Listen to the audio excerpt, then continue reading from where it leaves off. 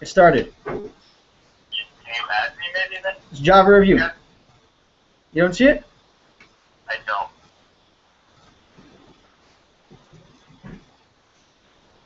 I don't understand why I don't. Go back to my thing and refresh. You took it. Okay, then Where is it? It was one of the classes.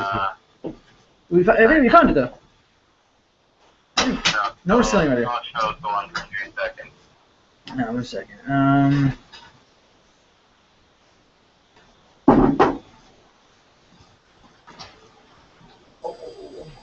What's up? Okay? Yeah, man, it's good. What? Yeah? Okay, you don't see it, Mendy? What? You don't see it? I still don't see it now. You can add me from there? I don't know how to do that. Let me, Invite button. what time? There should be an invite button somewhere. Yeah, I don't see, Links maybe? Oh, we can see.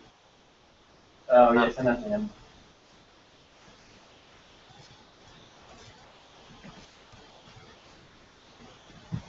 there.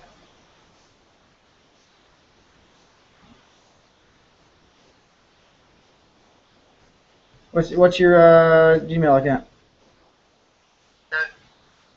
Sure, it's on email string. My email is mendy@gmail.com. Just make sure the thing works.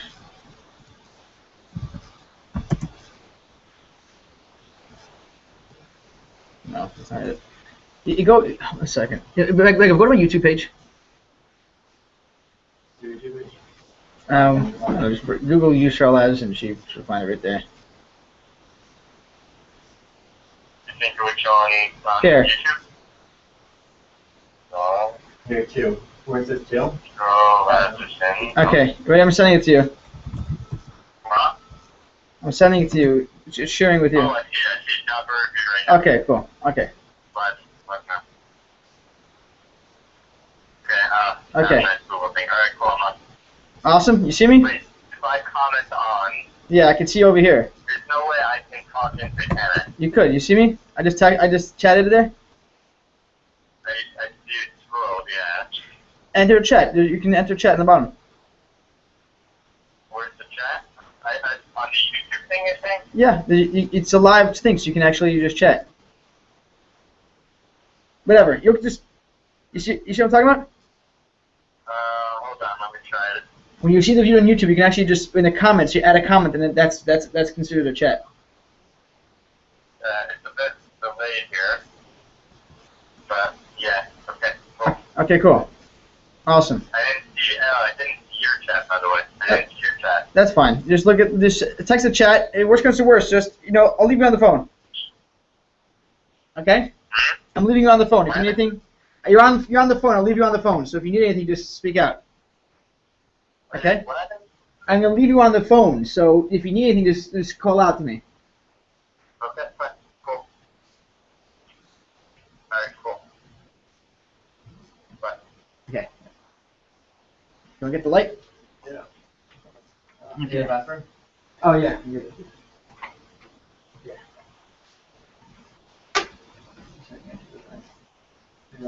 Down was a blind. Yeah. Phone's also. You just hung up on me. Okay.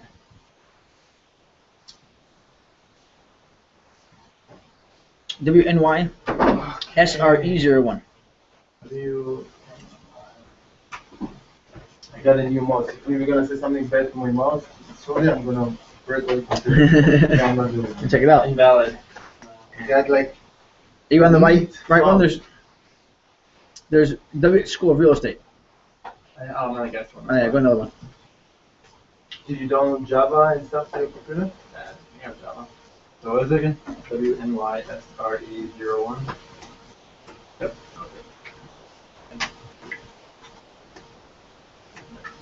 So you want to check my mouse? I'm gonna give you a tour. I'm gonna give tour on my mouse.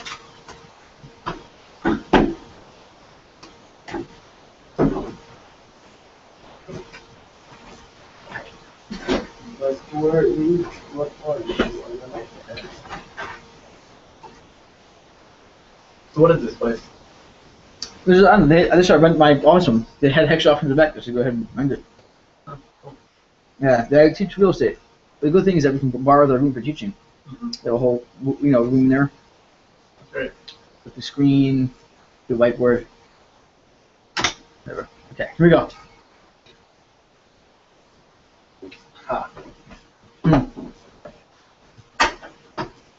What brand is your mouse?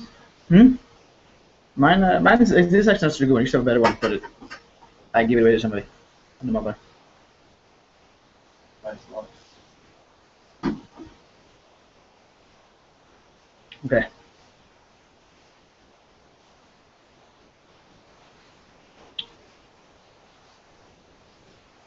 So where is Mendel? They're not coming? They're watching over the live. They're watching that right now? Yeah. Okay. So we can do something about that. Okay, so we're gonna fly through review. Chapter Fly? 1 through chapter 6. Again, Tuli. Huh. We're gonna fly through You it, need to man. understand, you need to know that we know, you need to... Yes, that's where you have to do your homework. You need to know that we know the base. If you don't, you know, if we know the base, we can keep going. Okay? Alright, chatting through what's up. Okay, Tuli? What do you say? If we know the base, we Okay. can keep going, because I don't want to stuck in, I don't want to... Okay, so let's go. Let's see how this goes.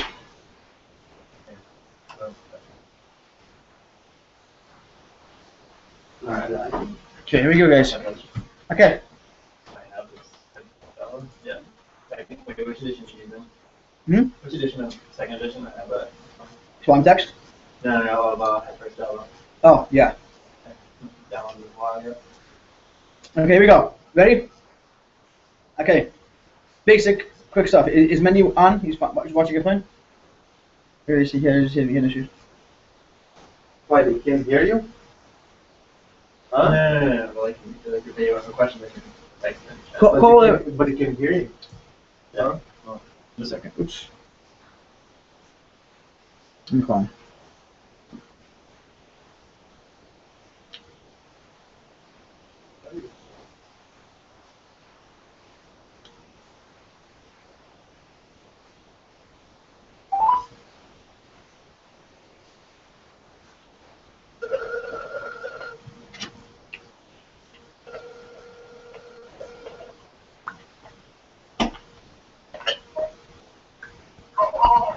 Mandy, yeah, just stay on the phone, okay?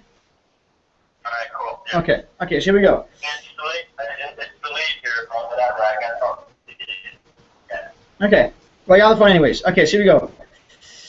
Okay, so we're flying through chapter 1. Chapter 1, basic thing, right? First you have a .java file. You compile it, right, using Java.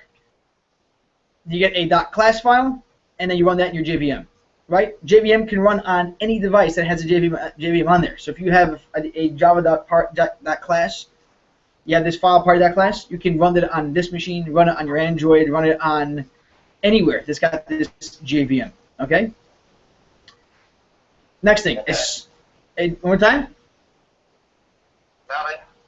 Okay, .java file can have many pieces of code inside there. You don't have to have just one class inside that .java file. But when it compiles, you'll get one .class per class. So if you have a file that defines a person class and a dog class, that's fine. But once you compile it, make sure you're aware that you'll actually get two different files. Okay? Basics inside classes, you put methods. Right? That's obviously basics. Inside methods, you have statements. Okay. Every Java application must have at least one class that has a main method, right? The main method is what launches the app. Of course, you can have more than one, but you have to have at least one. So if you want to have test drives and all these other testing classes, you can have more than one main. But just remember that when you launch application, you have to state where that main method is for it to launch. Okay, next thing, Java is completely object-oriented. This is somewhat true. It's 99% true. The truth is nowadays with the new version of Java, they've added other stuff. But I mean, right now, what we're concerned for, and you know, you're not going to bump into other parts for a long time. Java is OO. It's object-oriented. Everything is. So everything goes in the class. or later on we'll learn about interfaces, but everything is object-oriented. Okay, and that is a huge thing, because it's very different than SQL, which we learned before, and we noticed that we were having some issues like that we're trying to change our train of thought. Okay? Okay. Code blocks are defined by curly braces, right? So inside a curly brace, that is considered a code block. Variables that are considered in there, you can only see in there. And just always be wary of where those curly braces end and start. You should put comments usually by the ones that are more than a couple lines long, so you know where they're end and begin. Like over here, you can see in this picture over here. Okay? Java has 3 looping constructs, 3 ways to loop: a while loop, a do-while loop, and a for loop. Okay? For loop is by far the most popular. And later on, like we learned in chapter 5, I think it is, there's an enhanced for loop to loop through arrays. But for loop, you can basically get away with more stuff. While loop is only really used when you don't know how many objects are in the item. So, for example, like in a game, if we're looping through the user input to wait until he gets the right answer, we don't know when he'll get it. So we'll have to just have a while loop. In other words, we'll have a while loop until he gets it wrong or right, whatever it is, and then we'll end it. But we don't know off the bat how many times it's going to loop. That's when you use a while loop. If you know how many times you're looping, use a for loop. Okay, comparison. This is less than, this is greater than, this is equal. Okay, remember, one equal symbol actually assigns something. 2 of them is how you compare. Okay, use good commenting by the end of your curly braces and throughout your code. It is very important to use good commenting. Okay, then we did the basic of an array. Here's the basic array. You first define what the data type is, so you string, and then you put the brackets. That defines you can have an array of strings, and this is, one example. Okay, random is a method that returns a number between 0 and 1. So just remember that. If you're trying to get a value that's more than 1, or like, within a range from 1 to 10, you're going to have to get the random and then times it by whatever you want to times it by.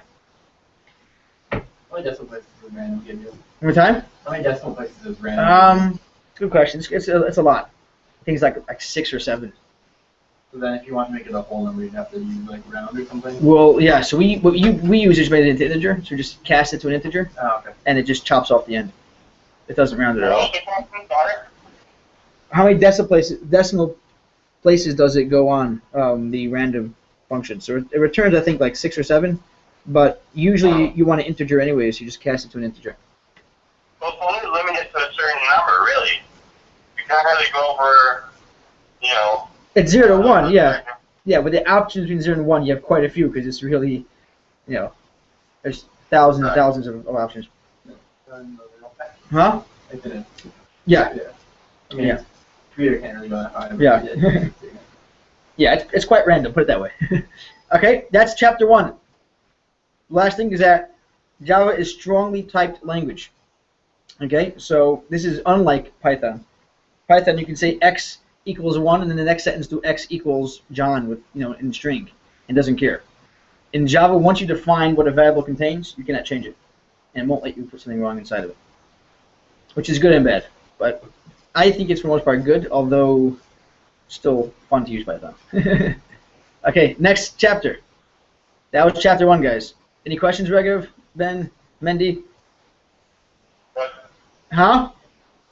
I'm good. All good. Okay, next chapter, chapter 2. Okay, like we said, all Java code is in a class. If you look in chapter 2, I would highly advise to look at that first example they give between procedural programming and OO programming.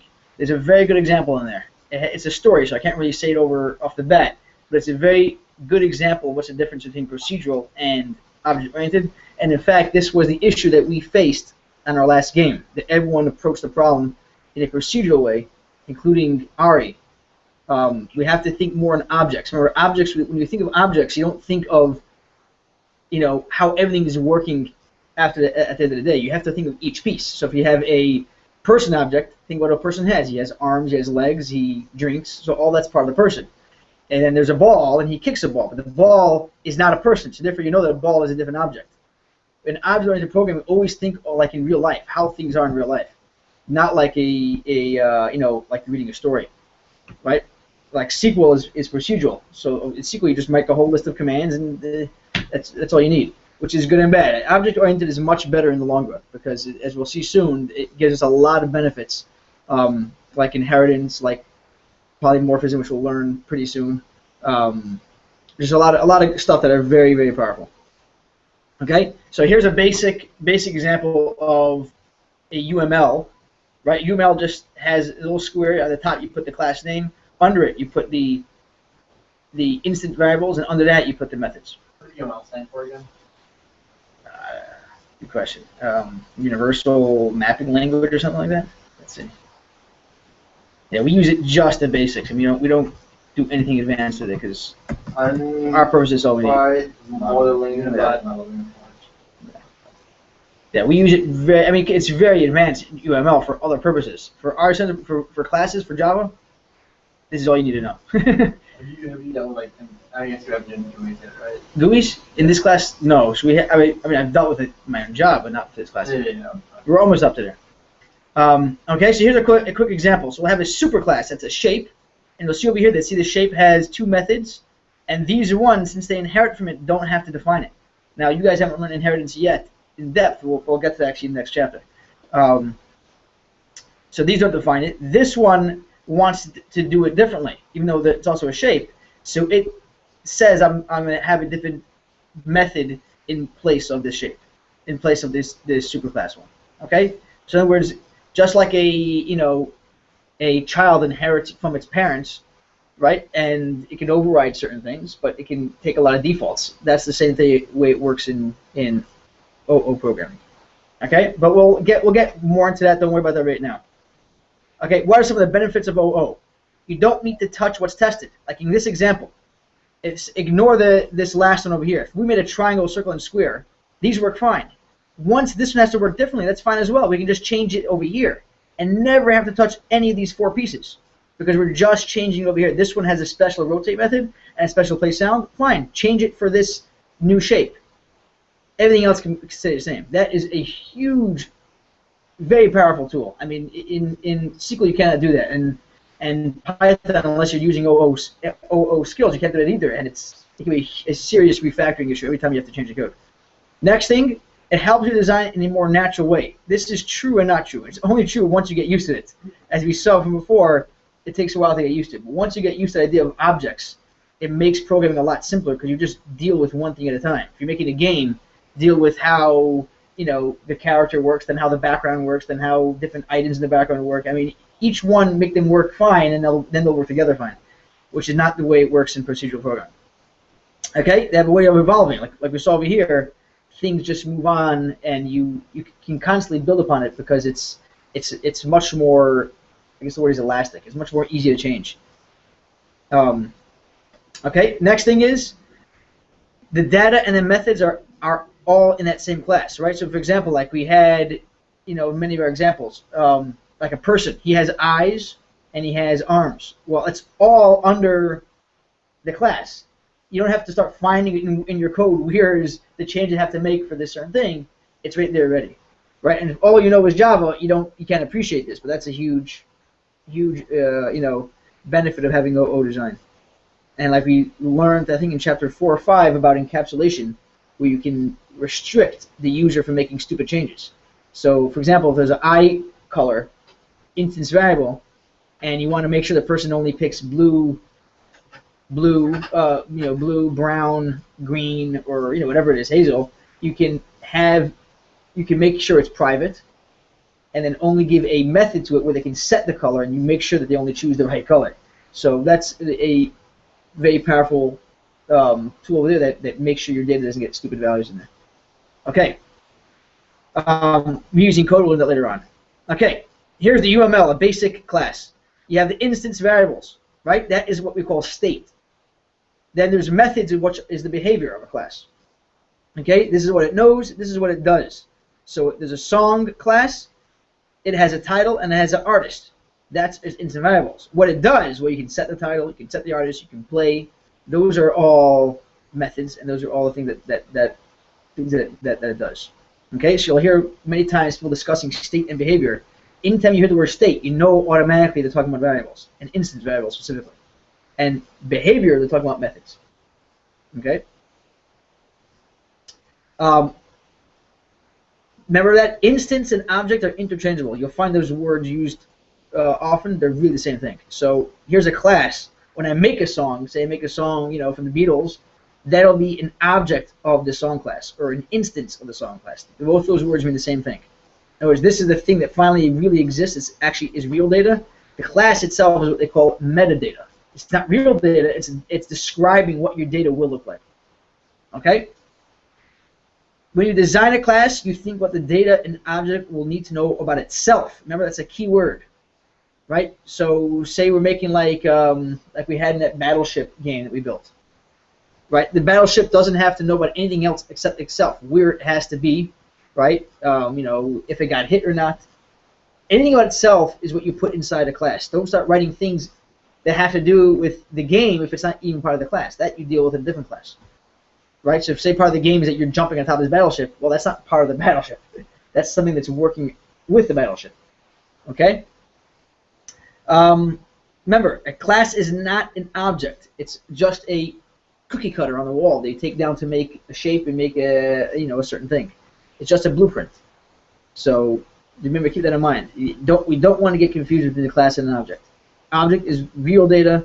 Class is just metadata. It's just what describes what you're going to build.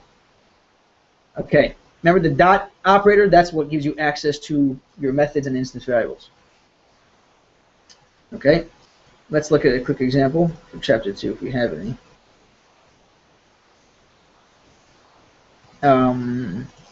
Okay, like here's one.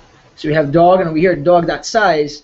Dot is like pushing the button on the remote control, and you're accessing the variables or the methods on the object. Okay. So remember the main method that you'll have in your code in your application, which you'll have at least one, or you can have many if you have tester classes.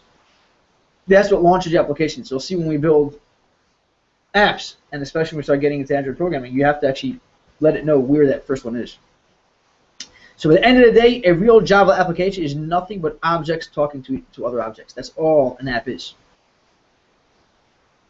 Okay, global variables, don't worry about that now. We'll discuss those later on because really you have to learn about what those are. But we'll learn about those later on in chapter 10. Local variable? Global variables. Okay. Okay, that is chapter 2. Any questions? Mendy? Yeah, any questions? No, good. Okay, can you see the screen? You can see the screen? I don't think so. I only saw your notes so far. Yeah, okay, that's what I'm talking about. Notes. Okay, so variables come in two flavors. Primitive and object reference. That's all you have. So just get that stuck in your head. Primitive is where it's inside this bucket itself. Let's think of the variable as a bucket always. A variable is always a bucket. But what goes inside there, you either have the data itself or you have a remote control that's pointing to the object that's in memory. Okay, so we'll have, for example, here are the primitives. You have char, byte, short, int, long, float, and double. For most of your life, you'll be only using Boolean, integer, and double. That's about it you'll be using, unless you're in some unique position where they're using the other ones. Okay, float is really for scientific devices. Double is for everything that has decimals like money. Integer is for anything that's just there's no decimal point at all. It's just a straight integer. And Boolean is true or false. That's really what you'll be using. So just those three. Remember that those are inside the variable itself. Okay, so if you have a bucket inside here, you'll find those actual, the actual data. Okay. Next thing, this is very important. I think this also came up a couple times. When you say an object is of type integer or type long, remember, type in your head should be synonymous with class. It should hit the same word. So you say, oh, I have a variable and it's a integer or it's a president. Notice how we can use an integer and a president. They're both, even though one's a data type that comes with Java, it's really a class in a certain sense. And we'll see later on how integer is really a class too. So you should always, when you say type of, this variable is type of president or type integer, whatever it is, think in your head class, no matter what it is. When you say a data type in your head should mean class. Okay? Okay, so everything else, and this gets a little weird because string in Java is not a primitive. String, even though it might be simple like ABC, it's actually not primitive. It actually is an object out in memory that you have remote control to. And you don't have it bait in the bucket. Okay, over here is where a compiler catches something. So you have integer x equals 24. Then you say byte b equals x. Now that should work because 24 can fit into a byte. The problem is that the compiler doesn't let you do that. Unless you cast it, which we learned later on, into a byte, it won't let you do that because it doesn't know if later on this is going to change and equal 2 million, which can't fit into a byte. So you can never put a larger variable into a smaller variable, even if the actual data can fit. The compiler won't let you unless you actually explicitly cast it. Okay, the other way though you could do, any byte can always fit inside an integer. Okay? What can you name a variable? Basically anything, right? You have to start with a letter, an underscore, or a dollar sign. But everything else after that, you can do. The only thing is that you cannot use this reserved key list. This basically is Java language. This is all they use to make their code. You can't use whatever this 50 words. Okay? So don't name any variable int. Don't name a variable switch. Don't name it while. Don't name it void. Ignore those. Okay, so what are objects? We did primitives. Primitives are the actual data inside the bucket. Objects, there is no such thing as an object variable, right? There's no such thing as a variable, a bucket. Every time you hear the word variable, you should think in your head a bucket. There's no such thing as a bucket that holds an object in Java. In Java, a bucket, if there's an object that has remote control, that points to the object. Okay, so we'll call it object reference variable. An object reference variable holds the bits that represent a way to access an object. So it's really just a pointer to where that object is in memory. That you don't have to worry about. You don't have to worry how it gets there. Each JVM does it a different way. All you have to know is that what's inside that variable is not the object itself, just that remote control. And we'll see that this is extremely important that you have that in mind because you can get some serious bugs and issues in your application if you don't get that key thing. What? If you don't understand that inside the variable is not an object. Okay? And this especially happens when you start if two variables point to the same object and they start changing it, well, it's going to get changed everywhere because they're pointing to the same one. And it's like having remote control to the same TV. People are overriding each other. Be very careful when you start copying variables that are object references because you're not really copying them. You're actually just taking another remote control pointing to the same TV. Okay? Okay, so even though you'll hear people say, oh, like that method returns a dog, or I put the present inside that variable. That really is not true. Even though you say that in your lingo, it's not true. You never ever put an object in the variable. It's impossible. You're always putting a remote control. Okay, so even if the method says, there's a call method that says, return hamburger, right? And hamburger is an object. It never returns a hamburger. It returns a remote control to a hamburger. Okay, so here's a quick way of visualizing the difference between primitive and object reference. So these first 4 cups are primitive. Inside a byte cup, you'll have a byte. You'll actually have that code in there. So if you have 1, that 1 will be inside there. Obviously, it'll be written in computer language inside,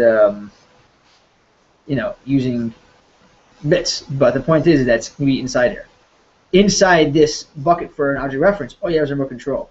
So imagine over here, you see what it says wag, bark, eat? Those are the methods on the dog. So if you do wag on your remote control, it wags the dog. And just reset the variables, etc. So just think of it as a remote.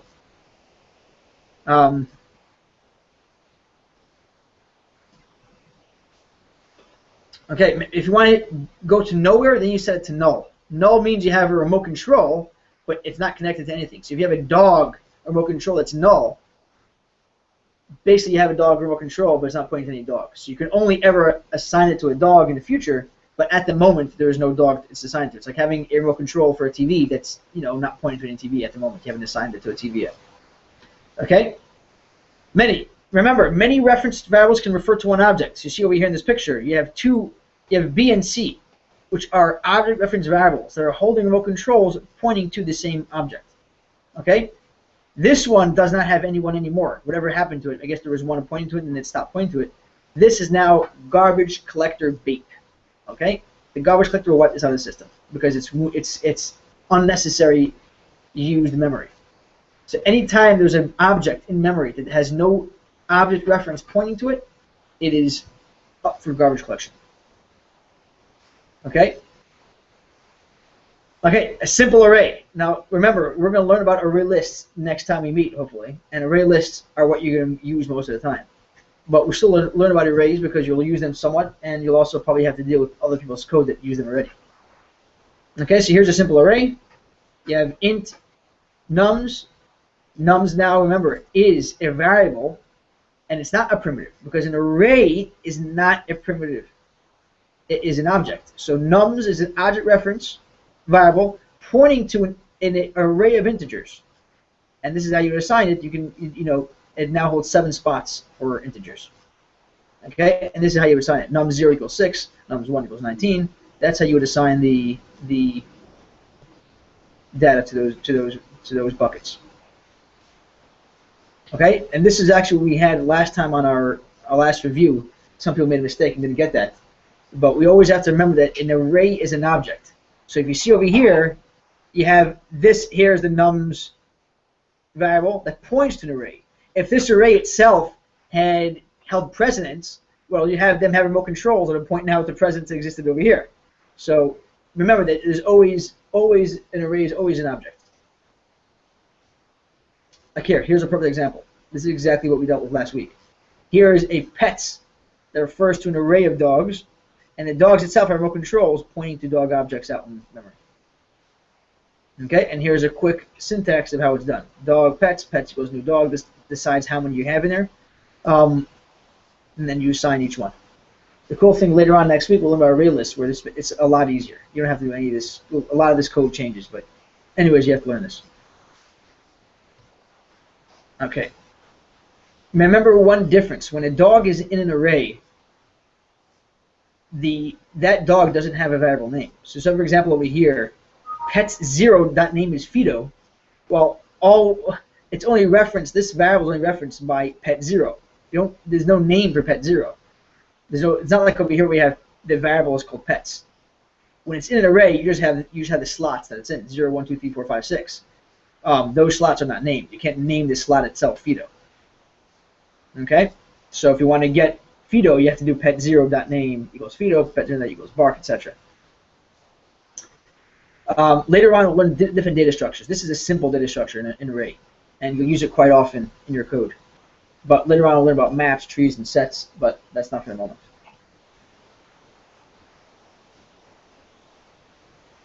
Okay, that's it. That is chapter 3. Any questions?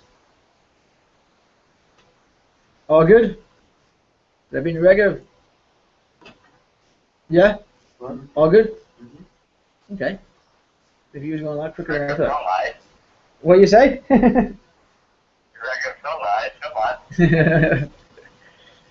Okay, now we're going to some other stuff. Okay, so state affects behavior, behavior affects state. Right? So, for example, say you have a dog, and the method says, well, listen, I'm going to bark really loud if I'm over 50 pounds, and I'll bark like a bird if I'm under 5 pounds. So you see that the weight, in other words, the state, affects how it's going to act. And also vice versa. You can have a thing that will say, if I'm a hit, if the dog is a hit, it should die if it's if it's less than 10 pounds. But only should get hurt if it's over 50 pounds. So the state and the behavior of a class go hand in hand. How the object works, this is how you'll as a programmer, that's the most important thing you have to remember in mind. That idea that they work hand in hand. Okay. You can pass values into your methods, right? Those are called parameters. Remember, you'll hear the word arguments and parameters. Even though they're basically the same thing, they really are not. Parameters are what methods use. Arguments are actually what you pass into them. So say, for example, over here, you have this thing called method called bark, and it takes a number of barks parameter, right? That's fine. what you actually use, say I pass in 3, I'm passing in 3. That 3 is called the argument. So your boss tells you, what argument did you use? You don't say num of varchs. That's the parameter. You say 3 is the argument I used. I passed 3 into the num of varchs parameter. So parameter really just is the name of it and what it, what data type it is, which is over here is an integer. The argument is the actual data that you actually called the method with. Okay? A parameter is nothing more than a local variable. Okay, so remember the difference. There's instance variables and local variables. Instance variables belong to the object. Like Regev has brown eyes. So brown eyes is an instance variable of Regev. But if he does something and in his method you have to make a variable for some whatever reason it is, those variables are not part of Regev. They're just needed at that moment to do something. Those are local variables. Okay? And those you cannot access like you access instance variables. Okay.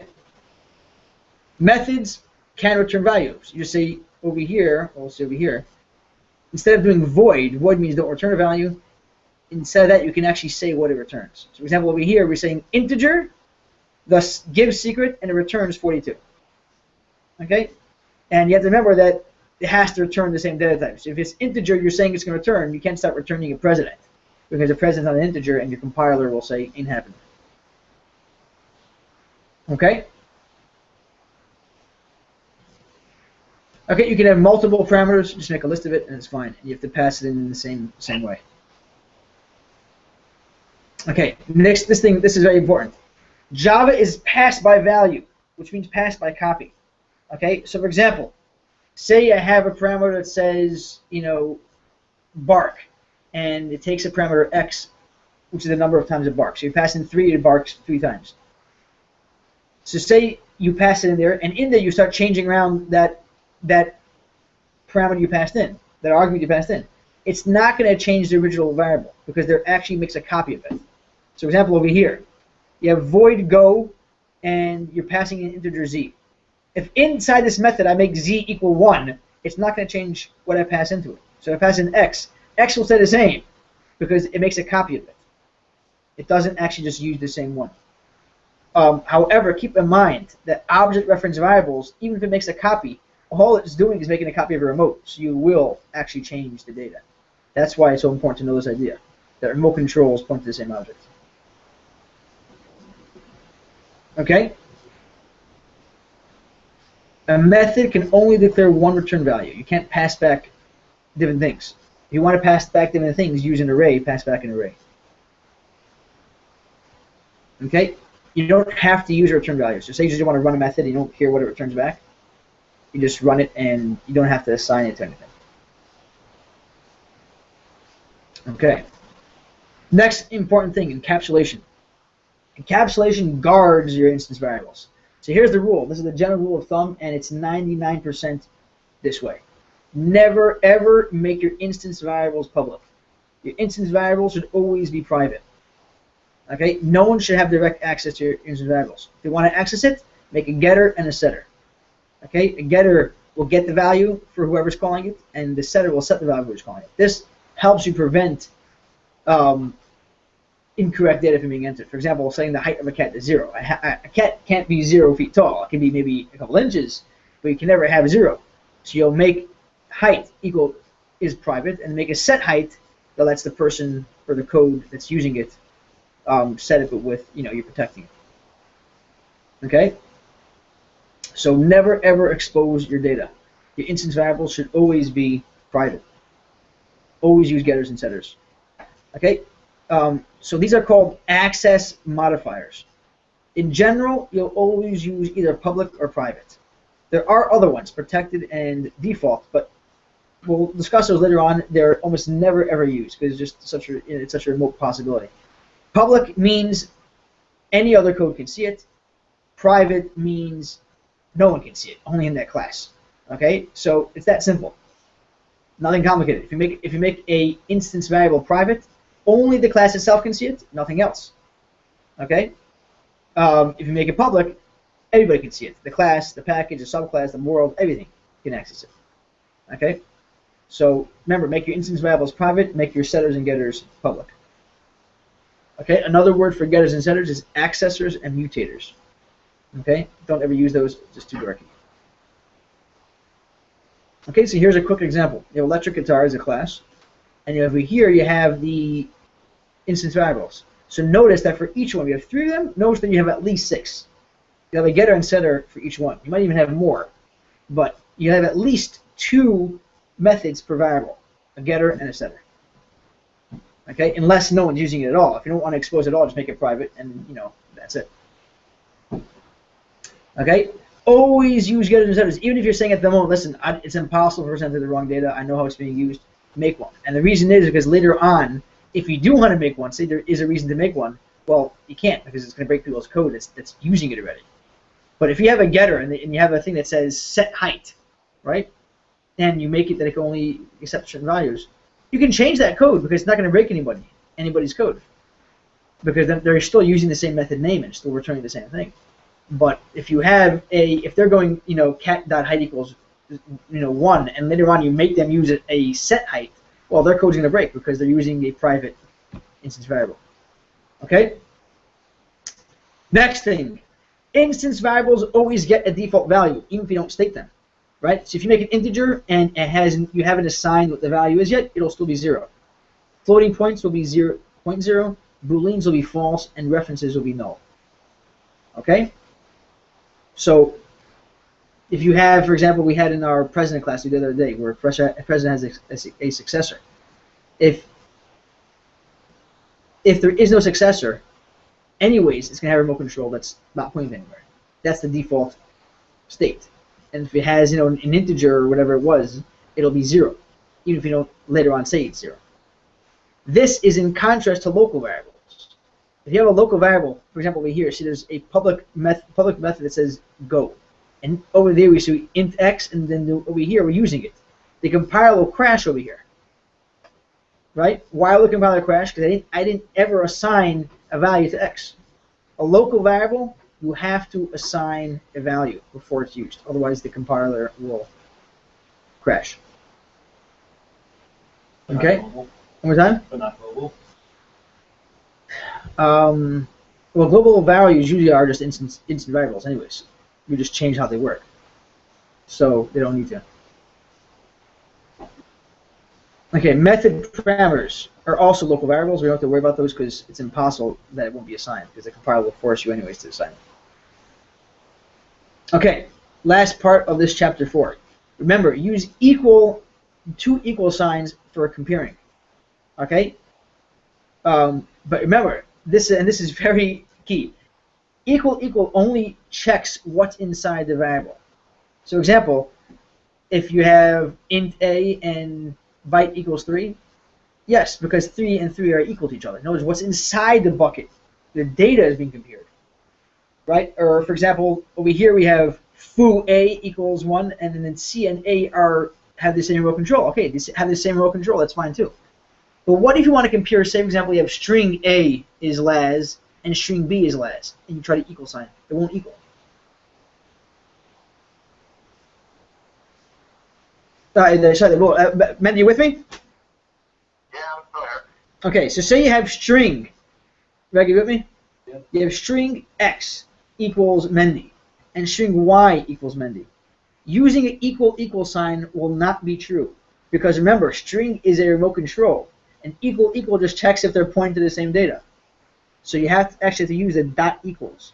That's how you check if the data of an object is the same. So which chapter is it? Chapter 4.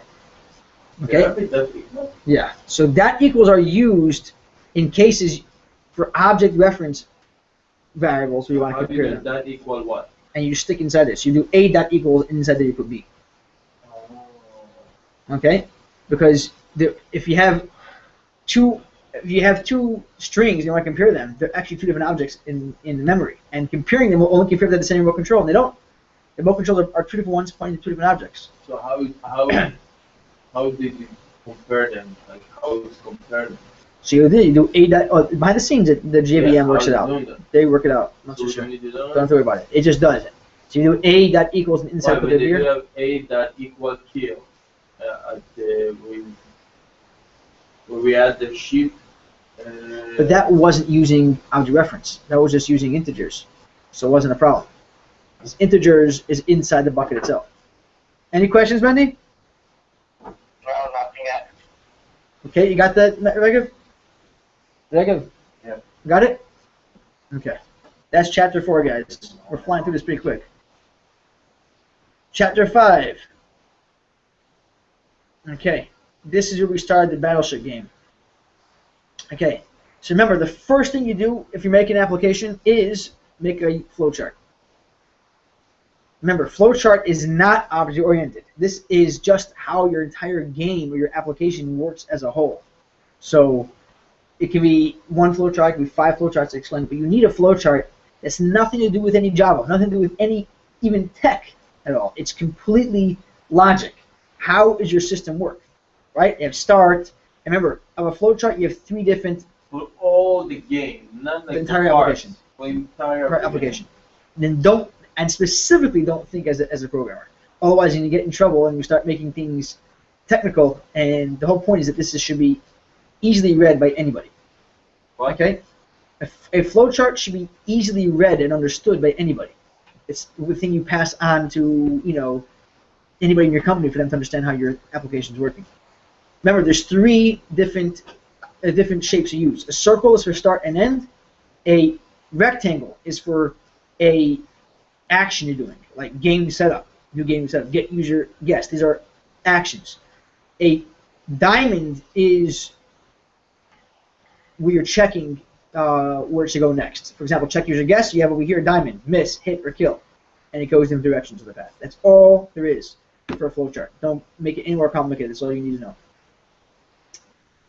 Okay, so now that you have the program as a whole from a really non-technical way, okay, then you got to start going down to the class level and developing the object-oriented approach for your application.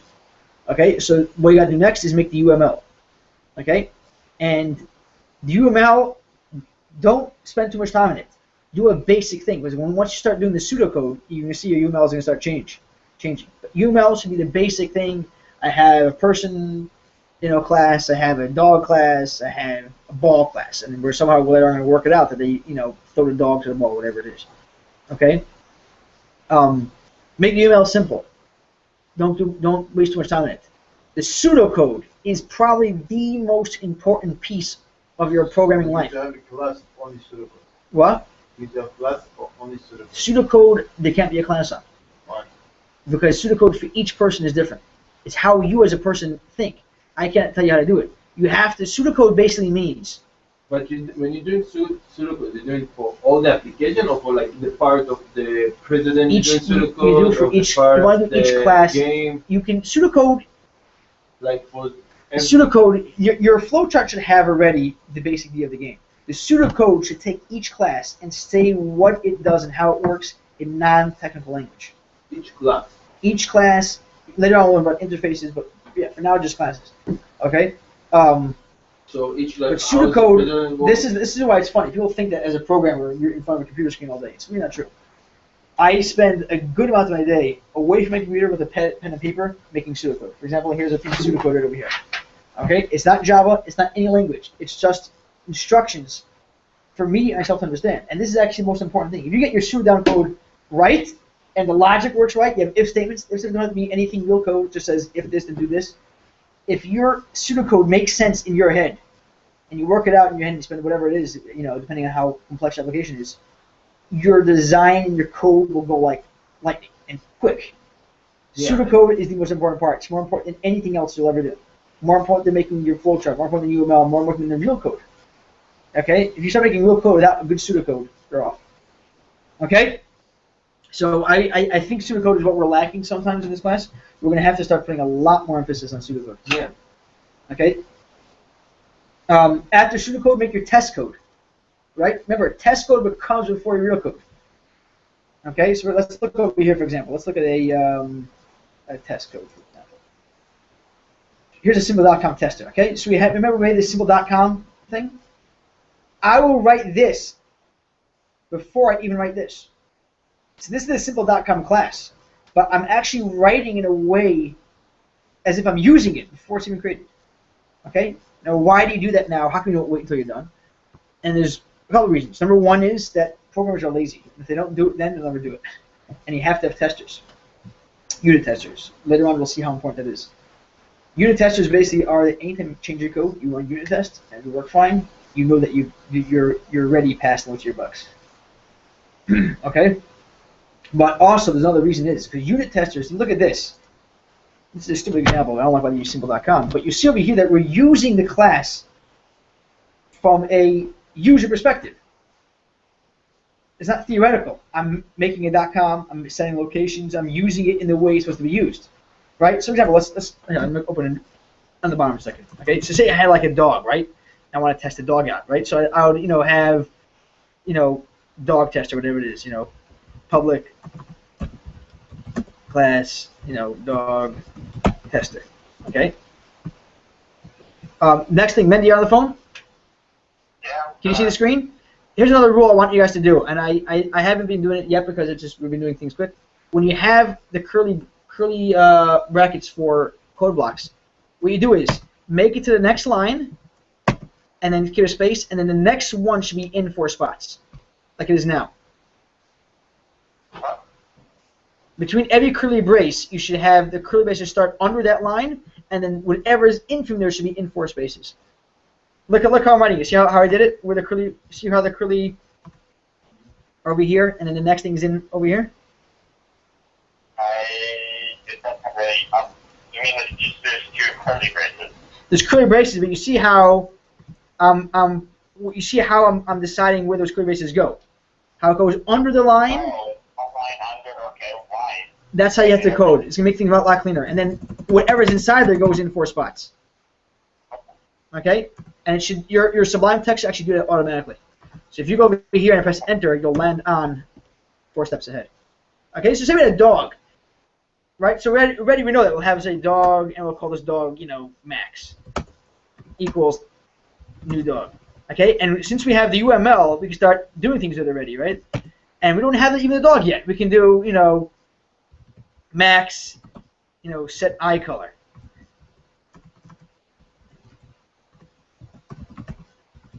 So in the class of dog, you're gonna have to add eye color. Right. So and the cool thing is that when you're using it from this perspective, you're using it in the way it's going to be used. So it helps you think of your class not in a theoretical sense, but actually a practical sense. This is how my code's going to be used. Okay, so unit testers come before everything else. Okay? Okay, back to the thing. After unit testing, you finally get the real code. Okay? Keep in mind that since the pseudocode is so important, that when you start doing your pseudocode, you'll probably start changing your flowchart and your UML. Because the pseudocode, when you start writing details of how your code is going to work, you're going to start seeing a lot of things that you missed in your UML and in your flowchart. Okay? Okay, here's some cool methods you should know about. So if you want to parse something, okay, say you want to take a string and make it into an integer. So over here, you take integer, .parse int, and it'll take whatever's in there and make it an integer. Notice that if this is not an integer, if you say you put in there, Jack, it'll actually cause an exception and fail your application. Okay, later on we'll learn about how you handle exceptions, but for now just know that it'll fail. Okay, here's the advanced for loop. They call this enhanced. This type of for loop is what loops through an array. Okay, so for example, let's look at some real code. Over here, here's some real code. You see, so for int cell locations, we're going to go through the location cells array, and for each time it goes through one part, each bucket now becomes cell. Okay, so if you had a president list, for example, let's look at, I don't have the code, you have your code right here. If you have a president list and you're looping through the presidents, whatever's over here will be president 1, president 2, president 3 as it loops through it. Okay? So every object. Yes, every object goes into cell. Yeah, so every object in the cell, you're doing what you want. Yeah. That's an enhanced for loop. That's only meant for arrays. Okay? This is how you increment, right? Plus how you increment, minus is how you go down one decrement. Break gets you out of the loop early. Okay, so say you have a while loop and you do some cool stuff, or even a for loop and you want to get out early, hit break, boom, you're out of it. Okay, so here's the difference between a for loop and a while loop. Let's look at that based on this. This is chapter 5. This is chapter 5. Okay, so here's a for loop, here's a while loop. They're doing the same exact thing. Notice how much simpler the for loop is, because in the for loop, you have over here the initial state, the Boolean tester to see if you're going to continue the loop, and what it increments by, right in one statement on this first line. By a while loop, you have it over here, and over here. It's all over the place. So for loop is what you should be using if you ever know how much things are in the list. Or use a for loop. Only in cases where you don't know what is in how many times you're going to loop, then you use while, because then you can actually say just while is true, and then just loop forever until you want to get out of it. Why is for different? This is a bad example, because this is actually, you wouldn't be using it. This is emphasizing and showing why you'd use a for loop. But here, I'll give you an example. Look over here.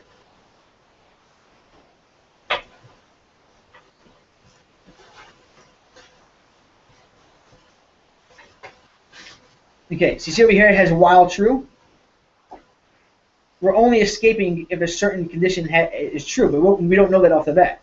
So if you do while true, which means basically loop forever, and then later on when you have this thing count. Oh, you can do for true. Yeah, while true. Or you can do true.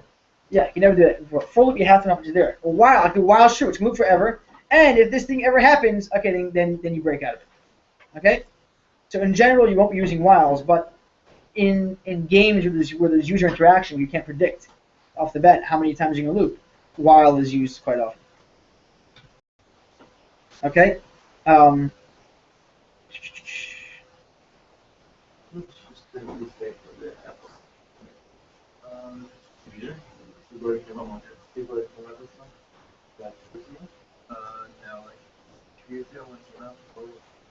Okay, here's a casting. Okay, so say you have a long, which is 42. This is always for casting. You just put a parentheses and put inside there where you want to cast it to. Now remember, be very careful with casts, because casts will cast it even if it doesn't make sense. For example, 40,002 cannot fit inside a short.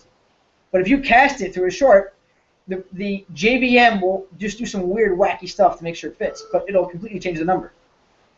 Hold on 1 second, guys. I get a call. Hello? Yeah. I know, but I can go right now and pick her up if you want. I'm close to the airport. The airport's right a block away from me. Well? Is it at 6:30 or no? I think 6:48 she's coming in. I'll call Mendy first. I think he's in the house or somewhere else. Call Mendy because he knows the exact time. You shouldn't be going there. I think right now she could be coming in an hour from now. Coming from Miami? From Boston. Okay, so call Mendy. Is Mendo there? No, he's not here, Mendy. Mendy. No, that gives here. Oh, okay. Call Mendy. Okay. Mendy knows, not Mendo. Okay? Okay. Okay, you there, Mendy? Yeah, I'm sorry. Okay, so be very careful with casts. You will have to use casts as a programmer. Be very careful. Because if you, over here, the 40,002, when you put it inside a short, it's not going to equal to negative this, which makes no sense at all. So be very careful. Okay, here's the rules of extreme programming. I'm not going to go through them now. Just look them over later on. It's right in the book. It's very important rules. Make frequent changes. Don't start making, when you start, one thing also knows when you guys are making code, and I see this all the time, you guys build so much off the bat. Don't do that. When you're building a class, make it teeny. Make the eye color and then test it out. So the eye color works fine. Don't start making 20 classes and a class of 20 methods and instrumentals and then test it all at once. No. Do one build teeny piece at a time. It works. Go back and make it a little bigger. What do you mean? In a president class, make just the name and then change and teeny piece at a time. Yeah. Piece at a time. You don't want to start making everything at once. When you have an error, your compiler has 20 errors. You don't know where to start. You commenting out code. It's going to be a mess. Do pieces at a time, and then slowly but surely you'll get to a working piece. But you know that where you're going. You're not going to start making a whole class and get 20 errors in your compiler. You don't know what's flying. Okay, just look through this. It's in chapter 5. Look over this extreme programming rules. has some of them in there. They're all very good to know and keep. Yeah, Shirley, hold on for a second. That's it, we're done. Calling back on. Okay, go. Answer. We're done anyways. That's chapter 5. I have chapter 6 here, but that we didn't do yet inside the book. Okay. You're still with me, Mendy. Yeah. Okay, Mendy. No, it's Mendy. Brother. Okay, guys. That is it. Any questions, Kabibis? No. Nope. I didn't know that. Okay, so is there